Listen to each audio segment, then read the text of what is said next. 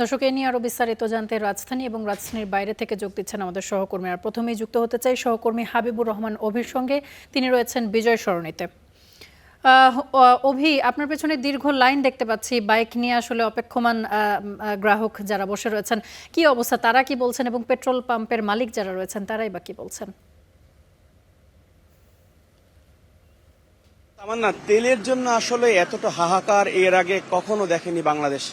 আমি এখন যে জায়গাটা রয়েছি বিজয় সরণিতে, এটা ট্রাস্টের পাম্প, মূলত সেনাবাহিনী পরিচালিত একটি পাম্প। এই তেলের সুনাম আছে যে অথেন্টিক তেল, এই জন্য মূলত এখানে বেশি লোকজন আসেন। তবে আজকে আমি যেটা দেখলাম যে জাহাঙ্গীর গেট পার হয়ে মহাখালী পর্যন্ত গাড়ির লাইন চলে গিয়েছে। আমি কিছুক্ষণ আগে পুরো জায়গাটা দেখে এসেছি যে এখানে গাড়ির লাইন যেমন দেখছি সেরকম মোটরসাইকেলের লাইন দেখছি। যদিও মোটরসাইকেলের সংখ্যাটা এখানে বেশি, কারণ মোটরসাইকেল তো আর গ্যাসে চালানো সম্ভব হয় না, পুরোটাই তেল নির্ভর। আর যেসব গাড়ি মূলত অকটেন নিতে এসেছে, এখানে বিভিন্ন ব্র্যান্ডের আমি গাড়ি আজকে দেখছি যেগুলো সাধারণত দেখা যায় না। তো এখানে কয়েকজন বাইকার রয়েছেন, বিশেষ করে বিভিন্ন ব্র্যান্ডের আমি গাড়ি দেখছি আজকে, যে রয়্যাল এনফিল্ড সহ অন্যান্য যে বাইক যেগুলো মূলত বেশি তেল খরচ করে, বেশি তেল টানে, 1 লিটারে 25 কিলো কিংবা 30 কিলো, তারা বলছেন যে বেশি বিপদে আছেন। তো এরকম একজন বাইকারের সঙ্গে আমরা একটু কথা বলার চেষ্টা করব। যে ভাই, আজকে কতক্ষণ ধরে আপনি লাইনে দাঁড়িয়েছেন? আমি আসছি দুপুর 2টা বাজে। দুপুর 2টা, মানে এখন তো 7টা, প্রায় 5 ঘন্টা। 5 ঘন্টা প্লাস আসছি দুপুর 2টা বাজে। বাট ইচ্ছা ছিল যে তেলটা নিয়ে লাঞ্চ করব, কিন্তু এখন যে অবস্থা দেখা যাইতেছে, ডিনার করতে পারবো কিনা ফ্যামিলির সাথে তাও সন্দেহ। এরকম বিপদ বা এরকম সংকট এর আগে আপনারা দেখেছেন? না, এরকম বিপদ আর কখনো দেখি নাই, বাট এভাবে কখনো ফেসও করি নাই। আপনাদের বাইকটা মূলত বেশি তেল টানে, তো আপনারা কি ধরনের সমস্যা পড়ছেন? আমরা সমস্যা বলতে আসলে দেখা যাইতেছে কি, আমাদের বাইকগুলো হলো, এগুলোতে যদি তেলের গুণগত মানটা একটু খারাপ হয়, ওই ক্ষেত্রে টোটালি ইঞ্জিনের সাউন্ডটা চেঞ্জ হয়ে যায়, মানে বাইকটা আর রাইড করার মজা পাওয়া যায় না। যার কারণে দেখা যাইতেছে, আমার বাসা হলো আপনার জিকাতলা, ধানমন্ডি জিকাতলা। তো আমি ওইখান থেকে দেখা গেছে এখানে আসতে আবার যেতে আমার প্রায় হাফ লিটারের উপরে তেল কিন্তু চলে যেত। ধন্যবাদ আপনাকে। তো এরকম অসংখ্য বাইকাররা এখানে রয়েছেন, যারা কিন্তু অনেকেই লাইন ব্রেক করে কিন্তু কিছু লোকজন ঢোকার চেষ্টা করছেন, তাদেরকে নিয়ে এখানে সংকট তৈরি হচ্ছে। এর বাইরে পাম্পে, যেটা বলছিলেন, পাম্পে যারা কাজ করছেন, দীর্ঘ সময় ধরে তারা কাজ করছেন, তারাও শারীরিক মানসিকভাবে বিপর্যস্ত।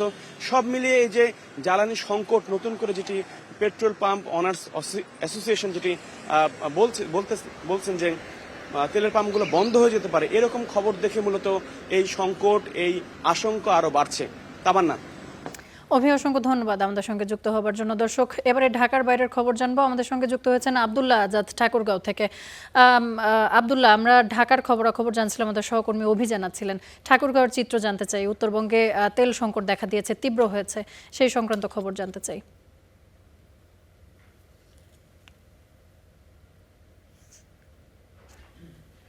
তামান্না, আপনাকে ধন্যবাদ। প্রথমে যদি বলি যে মধ্যপ্রাচ্যের যুদ্ধের ফলে তেল সংকট অর্থাৎ জ্বালানি সংকটের যে ব্যাপক একটা তীব্রতা আমরা খেয়াল করছি, ঠাকুরগাঁও কিন্তু এটি ব্যাপক হারে মানুষ টের পাচ্ছে। বিশেষ করে আমরা গত কয়েকদিন ধরে দেখছি যে ঠাকুরগাঁওয়ের যে তেলের পাম্পগুলো রয়েছে, এই পাম্পগুলোতে কিন্তু মানুষ আসছেন, ঘুরে যাচ্ছেন, তাদের যে জ্বালানি, সেই জ্বালানিটা কিন্তু তারা পাচ্ছেন না। অন্যদিকে আবার কিছু কিছু পাম্পে তেল সরবরাহ করা হলেও সেটিও কিন্তু 100 টাকা থেকে 200 টাকা। ঠাকুরগাঁয়ের 2-1টি পাম্পে তেল সরবরাহ করা হচ্ছে, সেগুলোতেও কিন্তু দূরপাল্লার যানবাহন যেগুলো রয়েছে, ডিজেল সরবরাহ করা হচ্ছে। অন্যদিকে যদি বলি, যারা মোটরসাইকেল আরোহী রয়েছে, এই মোটরসাইকেল আরোহী কিংবা ইঞ্জিন চালিত যে জিনিসগুলো রয়েছে, এগুলোর ক্ষেত্রে কিন্তু অকটেন এবং পেট্রোলের যে চাহিদা, এই চাহিদা কিন্তু পূরণ করতে পারছে না ঠাকুরগাঁয়ের যে পাম্পগুলো রয়েছে। তারা বলছেন যে তাদের তেল নেই, তেল না থাকার ফলে তারা তাদের গ্রাহকদেরকে আসলে পেট্রোল এবং অকটেন সরবরাহ করতে পারছে না। আমি এই মুহূর্তে রয়েছে ঠাকুরগাঁওয়ের মেসার্স সুরমা ফিলিং স্টেশনে। এই সুরমা ফিলিং স্টেশনে গত 2 দিন ধরে এই পাম্পটি বন্ধ রয়েছে। এর আগে এই পাম্পটিতে তেল দেওয়া হয়েছে, সেখানে কিন্তু লম্বা লাইন আমরা দেখেছি। আজও ঠাকুরগাঁয়ের কাদের পাম্পে অকটেন দেওয়া হয়েছে, সেখানেও কিন্তু প্রায় কয়েক হাজার গাড়ি সেখানে কিন্তু জটলা বেঁধে তেল সংগ্রহ করেছে। আমরা অনেকের সাথে কথা বলেছি, তারা আমাদেরকে যেমনটি জানিয়েছেন যে কয়েকদিন ধরে তেল সংগ্রহ করার জন্য ঠাকুরগাঁয়ের বিভিন্ন জায়গায় তারা ঘুরে বেরিয়েছেন, কিন্তু তারা আসলে তেল পাননি। বিশেষ করে ঈদ উদযাপনে এ নিয়েও কিন্তু ব্যাপক একটি সমস্যার মধ্যে তাদেরকে পড়তে হয়েছে। ঈদকে তারা ভালোভাবে উদযাপন করতে পারছেন না জ্বালানি সংকট থাকার কারণে। অনেকে গাড়ি নিয়ে বের হয়েছেন, কিন্তু তার গন্তব্যে পৌঁছাতে পারছেন না। যে এই গাড়ি কিন্তু তাদের এই গাড়ি বের হতে পারছে না, তার ফলে কিন্তু তারা ঈদের আনন্দ সঠিকভাবে উদযাপন করতে পারছে না। তো এই ছিল আমার কাছে ঠাকুরগাঁও থেকে জ্বালানি সংকটের সর্বশেষ। আব্দুল্লাহ আজাদ, অসংখ্য ধন্যবাদ আপনাকে আমাদের সঙ্গে যুক্ত হবার জন্য।